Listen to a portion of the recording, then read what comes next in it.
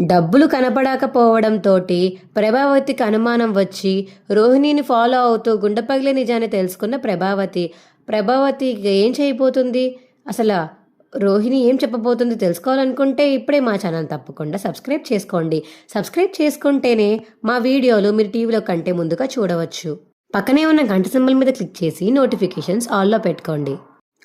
రోహిణి అయితే ఇక కామాక్షిని కాకాపట్టి ఎలా అయితే ప్రభావతికి డబ్బులు వచ్చాయి, అసలు ఎలా అయితే వెనక్కి తీసుకుంది కేసు అని తెలుసుకోవడానికి ట్రై చేస్తూ ఉంటుంది.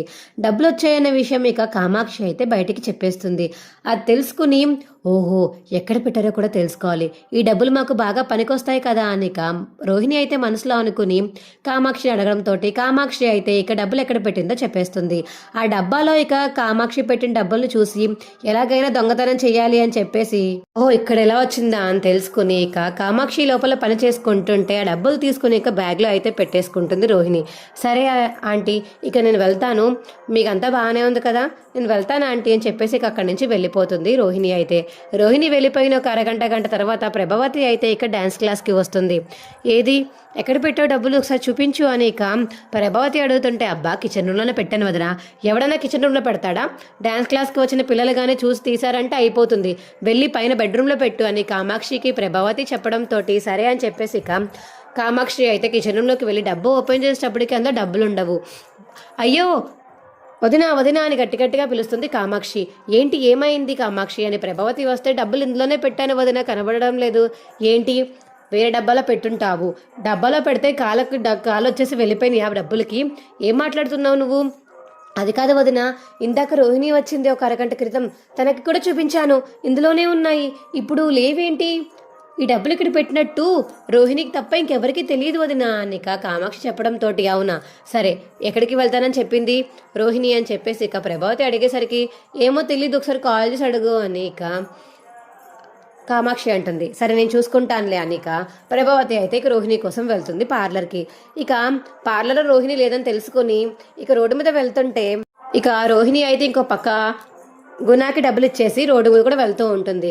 ఇక ఇద్దరు రోడ్డు మీద వెళ్తూ ఉంటారు. ప్రభావతి ఆటోలో వెళ్తుంటే ఇంకో ఆటోలో ఏమో రోహిణి వెళ్తుంది. ఇక రోహిణిని చూసిన ప్రభావతి అయితే దొరికావు రోహిణి, ఎక్కడికి వెళ్తావో నేను కూడా చూస్తాను అని ఇక రోహిణి వెనకాలే ఫాలో అవ్వమని ఆటో అబ్బాయికి అయితే చెప్తుంది ప్రభావతి. ఇక రోహిణిని వెనకాల ఫాలో అవుతూ వెళ్తుంటే రోహిణి ఏమో ఇక వాళ్ళ అమ్మ వాళ్ళ ఇంటికి అయితే వెళ్తుంది. ఇదేంటిది ఎక్కడికో వచ్చింది, కొత్త ఇంట్లోకి వచ్చింది ఏంటి అని చెప్పేసి ఇక అలా చూస్తూ ఉంటుంది ప్రభావతి అయితే. ఇక రోహిణి అయితే ఆటో దిగేసి లోపలికైతే వెళ్తుంది. ఎవరిల్లుది చెప్పా చేయకుండా వచ్చింది, క్లయింట్ ఇల్లా ఏంటి, ఆయన ఎలా ఉందేంటి ఇల్లు అని ఇక వెనకాల నుంచి వెళ్ళి ఇక సందులోంచి చూస్తుంది కిటికీలోంచి ప్రభావతి అయితే. ఏంటి ఇక్కడికి వచ్చిందేంటి, చింటూ ఉన్నాడేంటి అని చెప్పేసి ఇక అలా చూస్తూ ఉంటుంది ప్రభావతి. ఇక చింటూ అయితే అమ్మ అని పరిగెత్తుకుంటూ వచ్చి ఇక రోహిణిని హక్ చేసుకోవడంతో ఏంటి అమ్మ అంటున్నాడు అంటే రోహిణి మలేషియా నుంచి లేదా, మొత్తం తెలుసుకోవాలి, ఇక్కడే ఉంటాను అనిక ప్రభావతి అయితే బయటే ఉండి వాళ్ళ మాటలన్నీ వింటూ ఉంటుంది.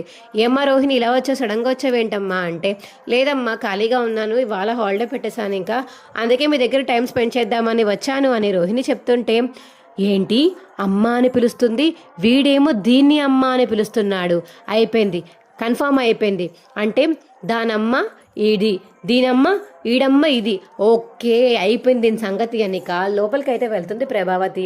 ఏంటి ఇక్కడేం చేస్తున్నావు రోహిణి అని ప్రభావతి అడుగుతుంటే అతయ్య అది అది అని చెప్పేసి ఇక రోహిణి అంటుంటే అది అది అని తడబడి అబద్ధాలు చెప్పాల్సిన అవసరం లేదులే రోహిణి, నేను మొత్తం చూశాను, ఇప్పటిదాకా నువ్వేం చేశావో, వాళ్ళు నిన్ను ఏమని పిలిచారో, నువ్వు వాళ్ళని ఏమని పిలిచావో నాకు బాగా వినిపించిందిలే, ఇక నువ్వేమీ అబద్ధాలు ఆడాల్సిన అవసరం లేదు అని ఇక ప్రభావతి అంటుంటే అది కాదత్తయ్య నువ్వేం చెప్పినా నేను నమ్మను రోహిణి, నాకు ఇందాకే డౌట్ వచ్చింది, నేను దాచుకున్న డబ్బులు దొంగతనం చేశారా ఎవరన్నా, ఎక్కడికి పోయినాయి అనే డబ్బులు అని వెతుక్కుంటూ వచ్చాను వెనకతల, కానీ డబ్బుల కంటే పెద్ద విషయమే దొరికింది నాకు, నీకు ఆల్రెడీ ఇంత పెద్ద వయసున్న కొడుకున్నాడని, ఈవిడ మీ తల్లని, నువ్వు మలేషియా నుంచి రాలేదని నాకు ఇప్పుడే అర్థమైంది అనిక ప్రభావతి అయితే చాలా కోపంగా వెళ్ళి రోహిణి చెంప పగలగొడుతుంది.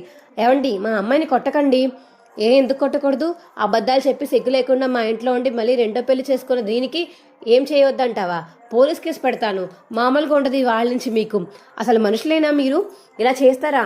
ఒక అబ్బాయి జీవితాన్ని ఇంతలా నాశనం చేస్తారా అనేక ప్రభావతి అయితే రెచ్చిపోతూ ఉంటుంది. ఏంటత్తయ్య, మీరు నాశనం చేయాలనుకోలేదా? మీనా వాళ్ళ తమ్ముడు వాడికి డబ్బులు ఇచ్చారు కాబట్టి, మీకు లాయర్ డబ్బులు ఇచ్చారు కాబట్టి వాడి విషయంలో, అందుకని మీరు వెనక్కి తీసుకున్నారు. మీకు నాకు తేడా ఏంటి? మీరు కూడా ఒక బతుకుని నాశనం చేద్దామనే కదా చూశారు. డబ్బులు రావడంతో అది అలా వదిలేశారు. డబ్బులు రాకపోయి ఉంటే ఆ పనే కదా చేదురు అని రోహిణి అయితే రివర్స్లో అడిగేసరికి ప్రభావతి అయితే షాక్ అయిపోయేలా చూస్తూ ఉండిపోతుంది. మా వీడియో మీకు ఎలా అనిపించిందో కింద కామెంట్ సెక్షన్లో తెలియచేయండి. మా వీడియో కనుక నచ్చితే మా వీడియో లైక్ చేసి తప్పకుండా మా ఛానల్ సబ్స్క్రైబ్ చేసుకోండి. సబ్స్క్రైబ్ చేసుకుంటేనే రాబోయే వీడియోలన్నీ మీకు రోజు చూడవచ్చు. Bye friends.